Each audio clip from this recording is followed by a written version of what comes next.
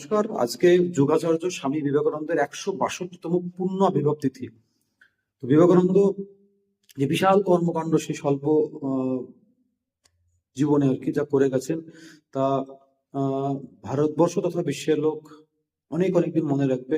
এবং আমি রিসেন্ট সুভাষচন্দ্রের লেখাতেও দেখছিলাম আর কি তাকে কতটা প্রভাবিত করেছে অসংখ্য মানুষকে।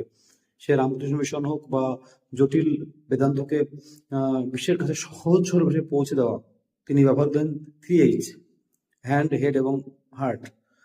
এবং তিনি হচ্ছেন এক অসামান্য আলোকবর্তিকা। সেই আলোকবর্তিকায় আমরা যারা সাধারণ মানুষ আমাদের প্রাণের প্রদীপ জ্বালিয়ে নেব কিনা সেটা সম্পূর্ণ নির্ভর করছে আমাদের উপরে। তিনি আলোকবর্তিকা জ্বালিয়ে রেখে গেছেন এবং আমার ক্ষেত্রে সব থেকে যেটা প্রভাবিত করেছে তার বিখ্যাত সেই কথা, arise, awake and do not stop till the goal is reached. ওঠো, জাগো। তো এইটার জন্য আমি চাকরিটা করি।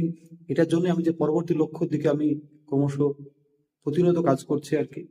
তো বিবেকানন্দ মূল্যায়ন এখনো অনেকটাই হয়েছে, ভবিষ্যতে আরো আরো অনেক বেশি করে মানুষ বুঝবে। এবং তিনি যা লিখে গেছেন সমস্ত বাণী রচনা, সেগুলো মানুষ যখন পড়ে তার তাৎপর্য যখন বুঝবে তখন আরো আরো বেশি করে মানুষ বিবেকানন্দের প্রতি আরো বেশি আকৃষ্ট হবে। বিবেকানন্দের জয়গান আরো বেশি গোটা বিশ্বে ছড়িয়ে পড়বে। আমার নমস্কার।